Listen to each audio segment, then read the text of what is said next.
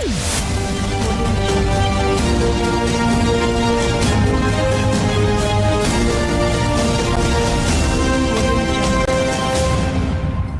sa bulwagang pangistoryahan, himpilan at sandigan ng bayan, nagbibigay ng kaalaman, kalungkutan at kasiyahan araw-araw. Ito ang Kwentalyado 97.9. Magandang araw mga minamahal naming mga tagapakinig sa Luzon, Visayas at Mindanao. Ito na naman ang inyong mga DJ na maghahatid sa inyo ng kwentong sapat, kwentong tapat. Ako nga pala si DJ Arnie. At ako naman ang kanyang partner na si DJ Rian. Kami ang makakasama nyo sa araw ng kwentuhang ito. Handa na ba kayo para sa isang kwentuhang puno ng kaalaman, kalungkutan at higit sa lahat, kwentong puno ng saya? Aba oo naman partner, siguradong sasaya at iiyak kayo sa aming programa na punong-puno ng kaalaman, kalungkutan at kasiyahan. Muli, ito ang Kwentalyado 97.9. At eto na naman kami upang maghatid ng alamat na nagmula sa bansang Japan na pinamagatang ang prinsesa mula sa buwan. Siguro nga'y handa na kayo. Halina't tayo'y mahinig na. Noong unang panahon, may isang matandang mananabas ng kawayan ang naninirahan kasama ang kanyang asawa sa lumang kubo.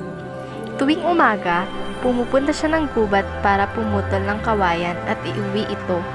Gumagawa sila ng iba't ibang mga produkto gawa sa kawayan at ibinebenta ito sa pamilihan.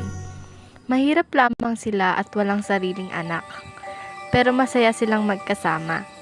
Isang araw, nagpuputol ang mananaba sa gitna ng kagubatan. Nakakita siya ng isang kakaibang kawayan. Kumikinang ito tulad ng isang maliwanag na buwan. Nahiwagaan siya sa kawayang ito. Dahan-dahan niyang hiniwa ang gilid ng kawayan para mabuksan ito. Laking gulat na lamang niya sa bumulag sa kanya, ang isang batang babae. May munting batang babae sa loob nito. Kasing laki lamang siya ng hinlalaki ng Ginoo. Ngayon lamang nakakita ang Ginoo ng ganito kagandang bata. Isinama niya ito upang ipakita sa kanyang asawa. Dahan-dahan niyang binuhat ang bata sa kanyang kamay at maingat na naglakad papauwi. Iniwasan niyang huwag mapisa ang bata. Bilisan mo, mahal ko. Halika rito. Tignan mo ang nahanap ko. Isinalaysay niya ang buong pangyayari at dahan-dahang binuksan ang kanyang mga palad. Biglang lumiwanag sa buong bahay nila. Nagulat ang mag-asawa. Kasing liwanag siya ng buwan. Tatawagin natin siyang Moonlight. Kumuha ang ginang ng tela at ibinalot ito kay Moonlight. Sa kanyang paghanga, umihip ang banayad na hangin mula sa bintana. Lumipad ang munting bata mula sa kamay ng ginang. Pinilit niyang maabot at masalo si Moonlight. Nang humupa ang ihip ng hangin at naalis ang tela, nagulat ang mag-asawa nang naging karaniwang sanggol na laman ang munting bata. Nagtinginan na lamang ang mag-asawa sa gulat. Mukhang magiging mabala tayo kay Moonlight, mahal. Pumunta muli ang Ginoo sa gubat para pumutol ng mga kawayan. Alam ng Ginoo at ng kanyang asawa na dala ng pagdating ni Moonlight ang lahat ng swerteng kanilang nararanasan.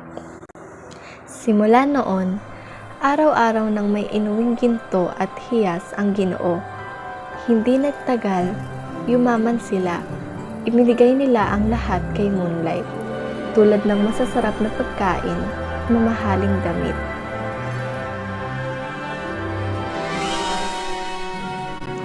Ilang buwan lang at hindi ka panipaniwala ang bilis ng paglaki ni Moonlight. Sa sandaling panahon, si Moonlight ay naging isang kabigha-bighaning binibini. Mas malambot pa sa mga mamahaling sedang suot niya ang kanyang buhok. Kumikinang ang kanyang mga mata, makinis at malambot ang kanyang kutis, at may ngiting mas maliwanag pa sa buwan. Sa langit, siya na marahil ang pinakamagandang babae sa buong mundo. Pero may iba pang problema. Inaalala ang kanyang amain. Nagtatanong na ang mga taong bayan tungkol sa napakagandang dalaga na nakatira sa kanila. Isang gabi, habang natutulog si Moonlight, nakipag-usap ang Ginoo sa kanyang asawa. Nag-aalala ako. Sinabi ko sa lahat na nakita natin siyang nag-iisa sa gubat at kinukup lamang natin siya para alagaan. Pero nasa edad na siya. Pinag-uusapan nila ang kagandahan niya. Alam ko, hindi natin siya pwedeng itago habang buhay. Nang sumunod na araw, kinausap ng mag-asawa ang kanilang anak. Tungkol sa pagpapakasal, sinabi nila na maraming mangliligaw ang nais magpakasal sa kanya. Hindi, Ama. Hindi ko po kayang mawala kayo. Bakit kailangan ko pong umalis? Nako Iha, anak ko. Hindi rin namin kayang mawala ka, pero hindi ka namin pwedeng itago habang buhay. Mahal ka namin, pero hindi pagmamahal ang pagiging makasarili. Kailangan mong tahakin ng sarili mong buhay.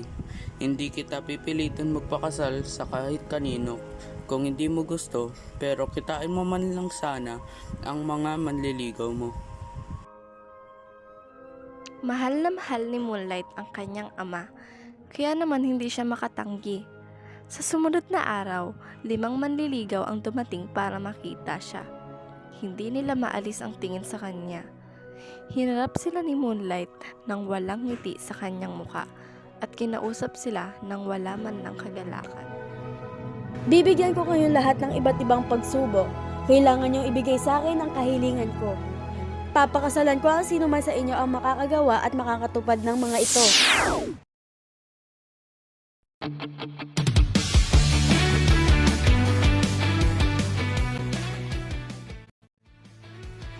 At dahil dyan, saglit lang po tayong magpapahinga para makapagpahinga rin ng inyong mga tenga.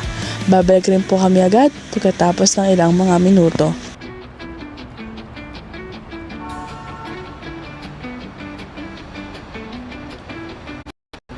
Hand washing ay madalas makalimutan ng mga estudyante lalo na at lagi on the rush.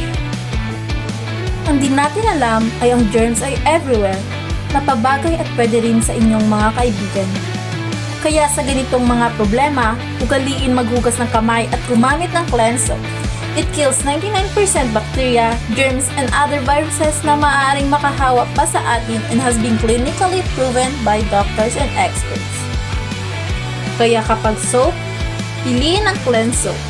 Mas cleanser at safe ka.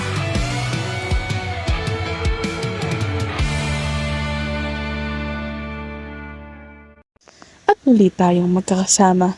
Pagpatuloy na natin ang ating masayang kwentuhan. Ano kaya ang susunod na mangyayari?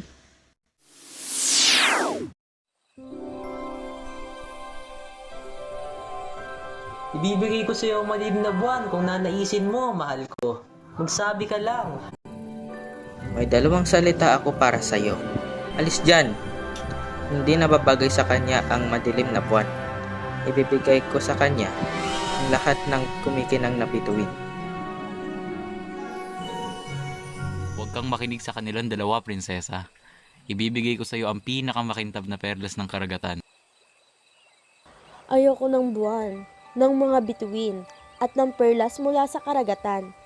Ibigay niyo lamang sa akin kung ano ang hihilingin ko mula sa inyo. Hiniling niya sa unang manliligaw na dalhan siya nito ng batong mangkok na nagawa ng isang monghe mula sa India. Pero kailangang higit na mas makinang pa sa akin ang mangkok na iyon. Sa pangalawang manliligaw, hiniling niya ang isang sanga mula sa puno na matatagpuan lamang sa tuktok ng pinakamataas na bundok sa silangang dagat. Dapat pilak ang mga ugat nito at ginto naman ang puno ng kahoy. Ang mga sanga ay namumunga ng hiyas. Tanging ang tunay na sanga mula sa puno ang tatanggapin ko. Huwag niyo subukang linlangin ako at bigyan ako ng hindi tunay. Kailangan pumunta ng pangatlong manliligaw sa China upang kunin ang damit ng nag-aapoy na daga. Kailangan namang hanapin ng pang-4 ang hiyas na may 7 kulay. Matatagpuan ito sa ulo ng isang dragon. At ang panghuli naman ay Hanapin mo ang isang ibon ng may daladalang kabibe sa loob ng kanyang tiyan. Hulihin mo ito at ibigay sa akin. Salamat sa pagpunta nyo. Alam ni Moonlight na imposible ang mga hinihiling niya, pero ito lang ang tanging paraan na naisip niya para makasama ang kanyang mga magulang.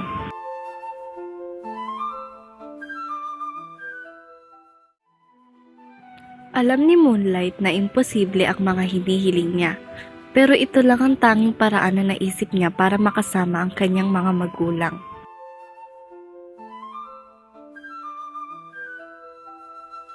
Dumaan ng ilang linggo ngunit walang bumalik sa kanila.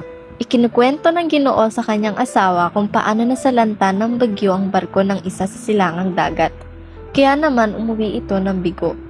Hinanap ng isa ang nag-aapoy na daga ngunit isang higante ang sumalubong sa kanya. Sinubukang hanapin ng pang-apat ang dragon ngunit nang mapunta siya sa madilim na gubat, sumuko siya dahil sa takot. Tinangkang hulihin ng pang-lima ang ibon ngunit tinukha lamang siya nito. Ang tanging nakabalik lamang ay ang manliligaw na naatasang humanap ng batong mangkop na gawa ng isang monghe mula sa India. Dinala niya ang pinakamakintab na mangkok, ngunit hindi nito kayang lagpasan ang kinang ni Moonlight. Wala bang kahit sinong lalaki ang nabubuhay na karapat-dapat at ikasal sa ating anak?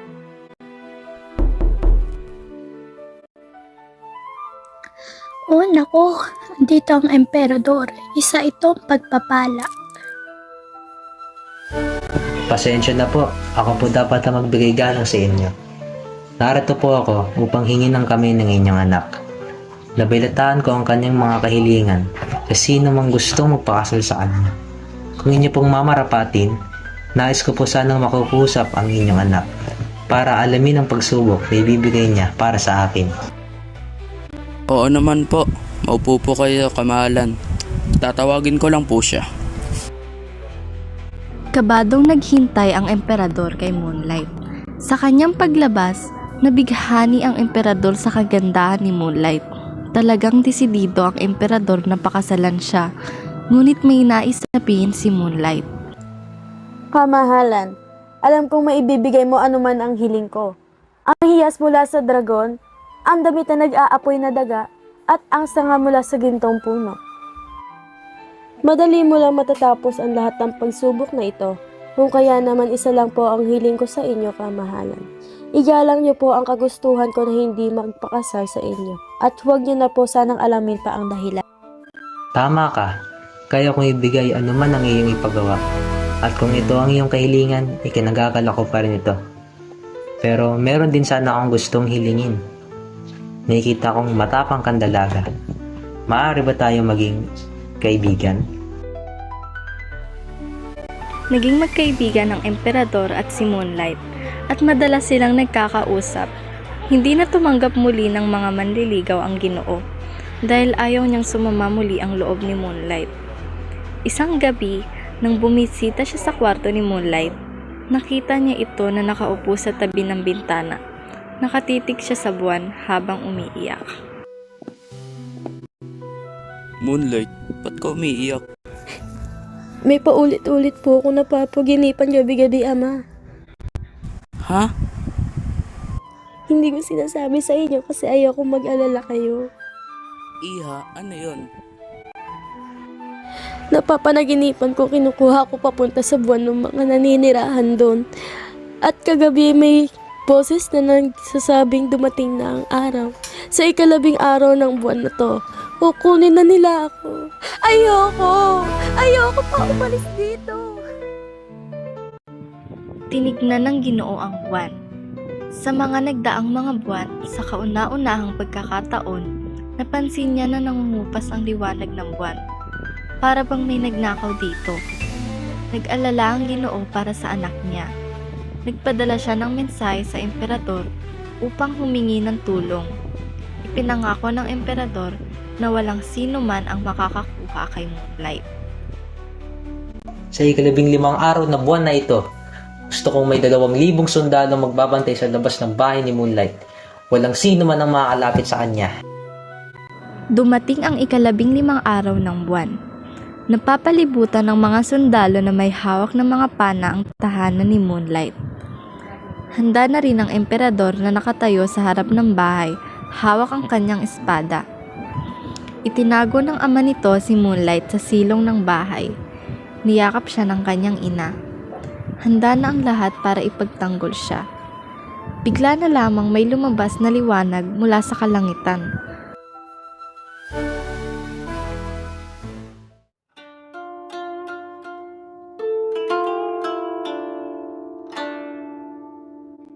Isang magandang karwahe na napapalibutan ng maliliit na diwata ang bumaba mula sa langit. Tumutugtog sila ng magagandang himig gamit ang mga plauta. Nang sandaling iyon, napapikit si Moonlight at walang malay na sinundan ng musika. Palabas siya ng kanilang tahanan, kasunod ang kanyang mga magulang. Dinampian ng mga diwata si Moonlight nang kumikinang nabalahibong pilak. Unti-unting nagbabago ang anyo ng kanyang kausuotan at lalo pa nga itong gumanda. Minulat niya ang kanyang mga mata at ngumiti. Wala na ang kanyang takot. Nilapitan niya ang kanyang mga magulang at niyakap sila. Sobra-sobra po ang pag-aaruga niya sa akin, pero kailangan ko pong bumalik sa aking nasasakupan para gawin ang tungkulin ko.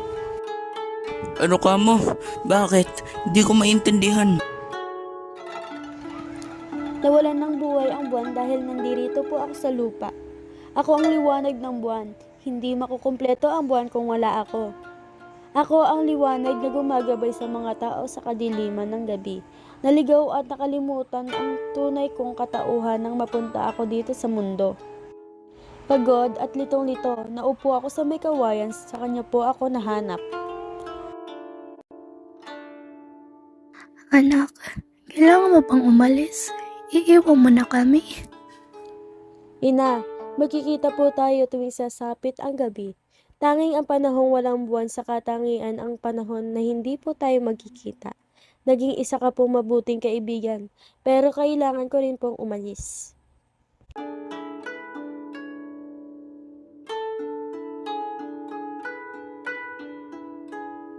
Naupo si Moonlight sa kanyang karwahe at masayang nagpaalam sa mga taong mahal niya sa mundo. Hindi siya nalulungkot dahil alam niyang mababantayan niya silang lahat mula sa kalangitan. Hinatid na siya ng karwahe patungo sa buwan. Pinunasan ng Ginoo ang kanyang mga luha at hinintay ang pagbabalik ni Moonlight. At ganoon nga, kasama niya rito ang pagbalik ng liwanag sa buwan.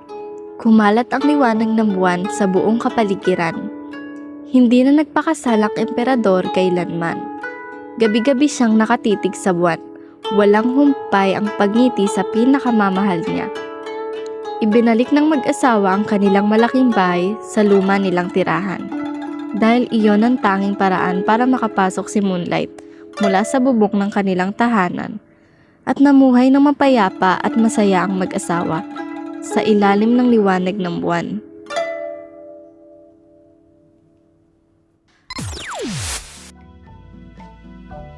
At dito na nagtatapos ang aming kwentong alamat na nagmula sa bansang Japan na pinamagatang Ang Prinsesa Mula sa Buwan, kung saan may batang maliit na babae ang nakita sa loob ng kawayan at dumating ang panahon na kailangan niya nang umalis at iwan ng mga nag-aalaga sa kanya dahil hindi raw kumpleto ang buwan kapag wala siya. Pero, ang sabi niya naman sa mga nag-aalaga sa kanya ay magkikita pa naman sila tuwing sasapit ang dilim dahil siya ang liwanag ng buwan. Anong masasabi mo doon, DJ Rian? Nakakalungkot naman yun, partner. Nalulungkot ako para sa mga nag-alaga sa kanya dahil inalagaan at tinuring siya nitong tunay na anak pero umalis rin siya at iniwan yung nag-alaga sa kanya, partner. Nakakalungkot nga, partner. Siguradong nalungkot din ang ating mga tagapakinig ngayong araw. Ang sasabi ko lang dun, partner, ay mahalin at alagaan natin ang ating mga mahal sa buhay. Hanggang nandiyan pa sila sa ating tabi, iparamdam natin sa kanila ang ating pagmamahal. At laging may dahilan ng pamamaalam at pag-alis ng isang mahal natin sa buhay, partner. Kaya sana, sa mga nakatutok at nakikinig ngayong araw sa ating programa, ay may napulot silang magandang aral sa ating kwentong alamat ngayong araw. Nagustuhan niyo ba ang aming alamat na nagmula sa bansang Japan? na pinamagatang Ang Prinsesa Mula sa Buwan. Muli, bago tayo magpaalam sa isa't isa, nais kong ipakilala sa inyo ang mga taong gumanap sa loob ng mga boses na inyong napakinggan. Gomez Jasmine bilang isang tagakwento, Locre Jamie gumanap bilang Ginang, Elvat John Mark bilang Ginoo, Espiritu Santo bilang unang lalaki, Dagding Pinsburn bilang pangalawang lalaki, Spinire Frank Miko bilang Emperador, Geronimo Cheska Angela bilang Moonlight. Ayan, maraming salamat mga minamahal naming mga tagapakinig. Abangan nyo ulit kami bukas para sa panibagong kwentong puno ng kaalaman, kalungkutan at higit sa lahat, kwentong puno ng saya dito sa Kwento Liado 97.9. Paalam!